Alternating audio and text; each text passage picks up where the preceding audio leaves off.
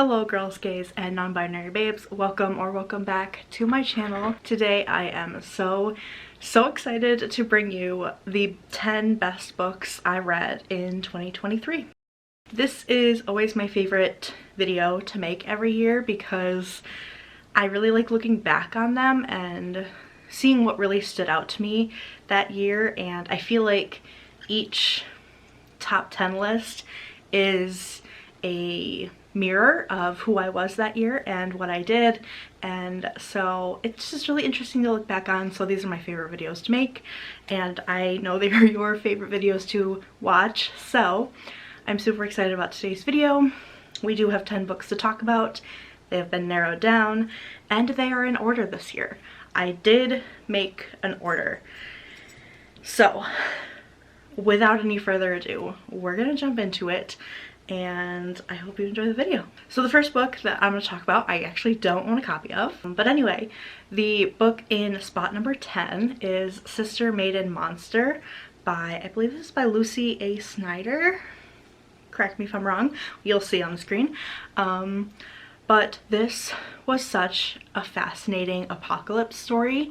It follows 3 different characters who are all experiencing the same apocalypse in different ways, and it follows their journeys. It's very gory, very disturbing, but it was a really cool, mind-blowing take on an apocalypse, and I really liked it.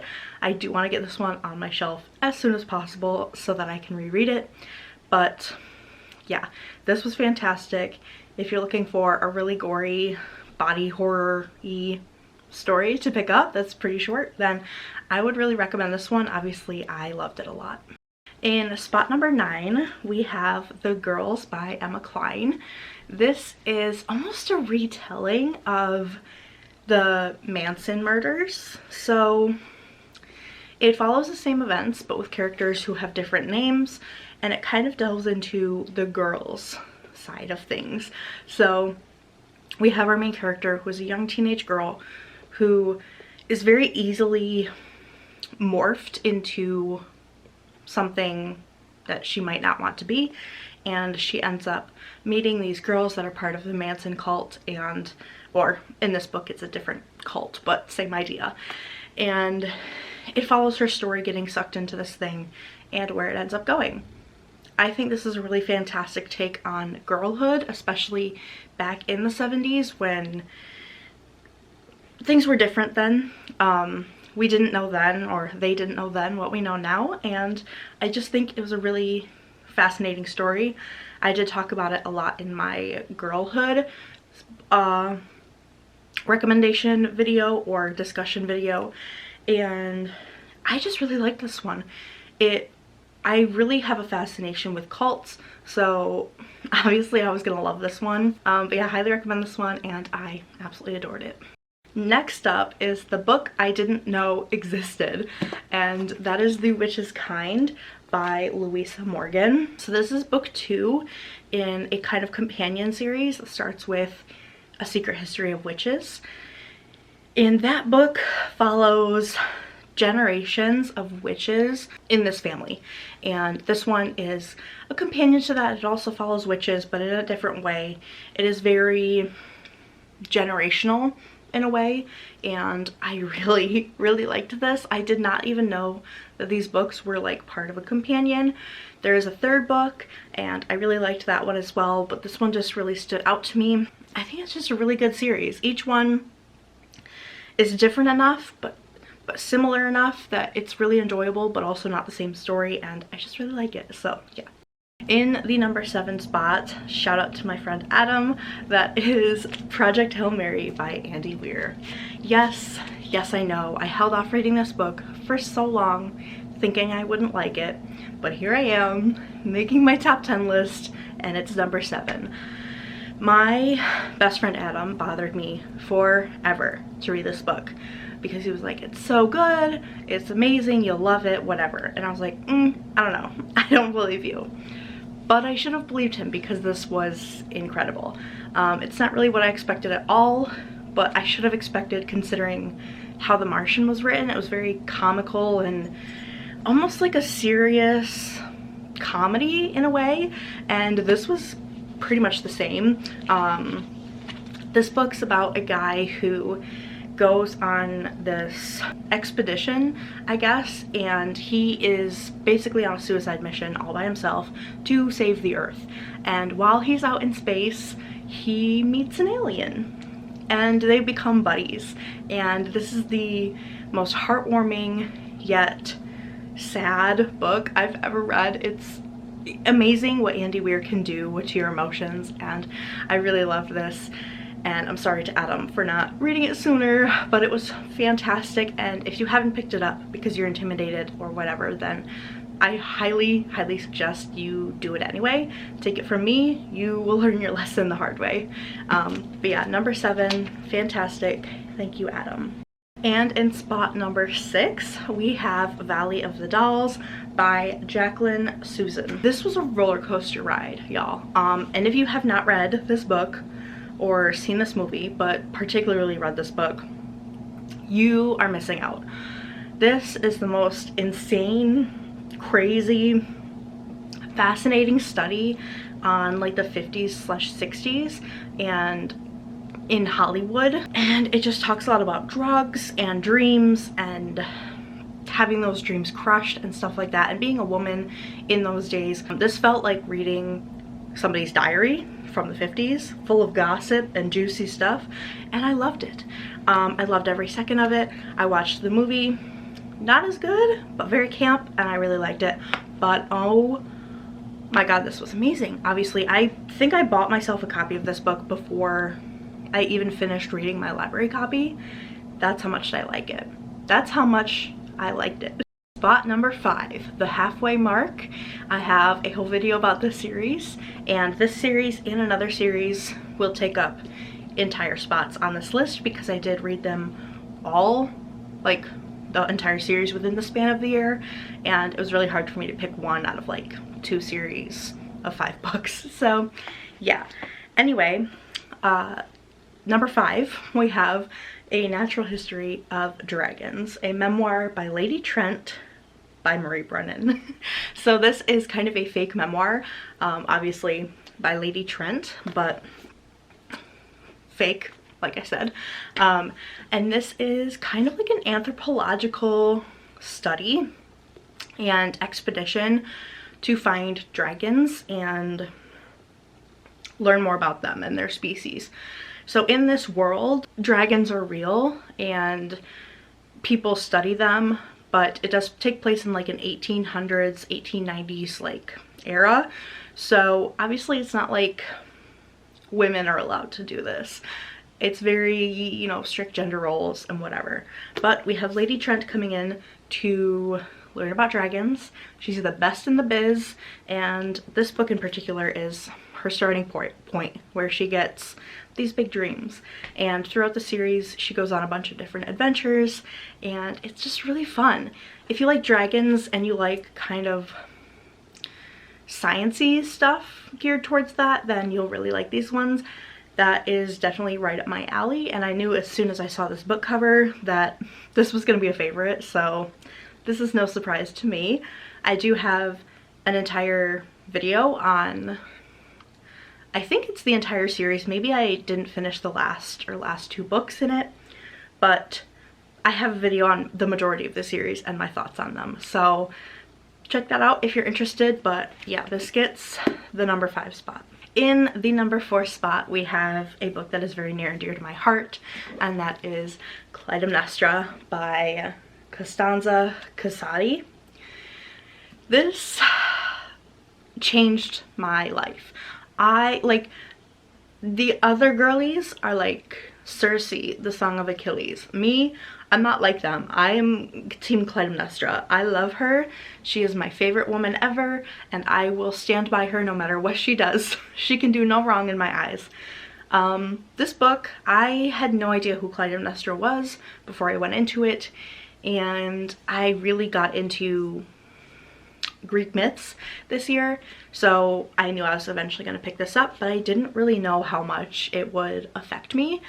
Clytemnestra is basically has always been the bad guy in history, but this kind of retells her story in a more empathetic light, and you can really kind of see where she comes from and how she becomes the way she is. And it's kind of like, not necessarily good for her, but like, I support women's wrongs. Like, did she do some bad things? Sure. But like, was she right? Yeah. And I would do the same thing. So I just love her, and I love this book, and I read it right before I visited Greece, so I feel like that definitely impacted my reading a lot. I was obsessed with her when I went there and tried to find her in everything I could.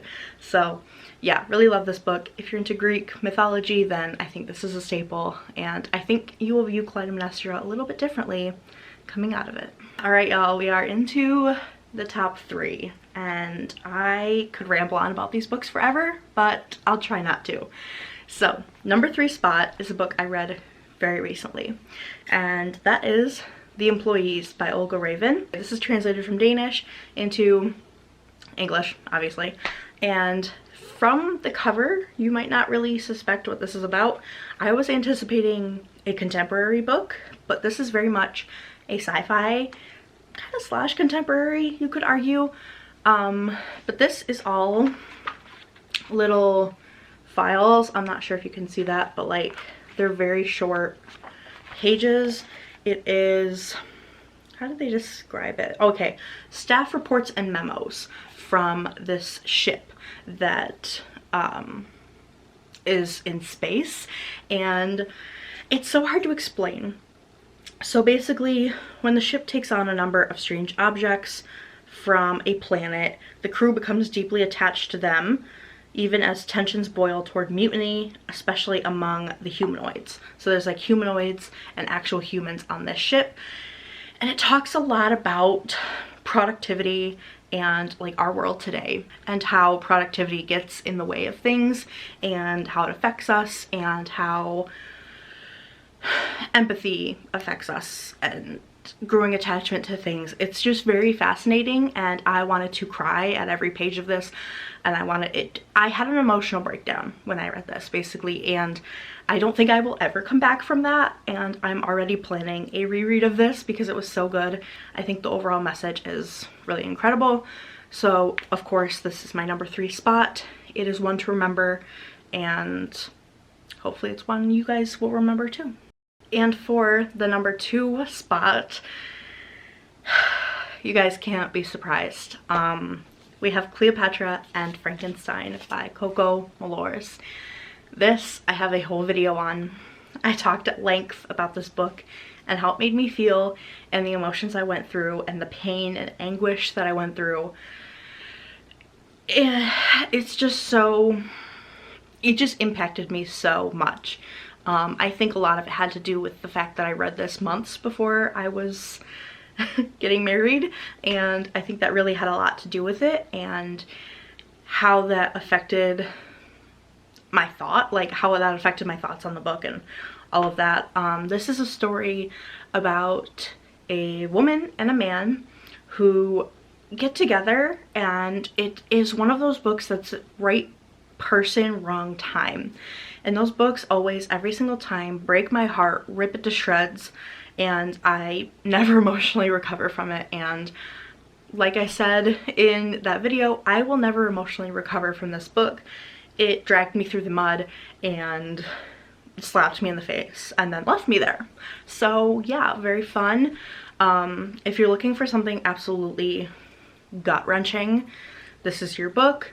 These two people struggle with mental health problems and addiction, and they come together and fall apart, and their whole relationship is a mess, but they love each other, and it's so incredible.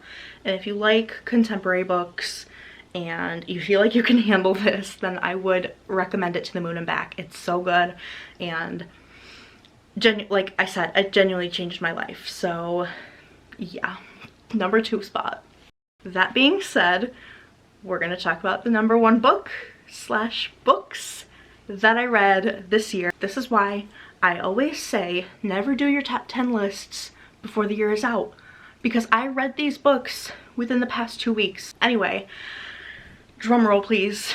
The number one book slash books of 2023 is Practical Magic by Alice Hoffman. These books, I know I've said a lot of these books here have changed my life. These books revolutionized my world.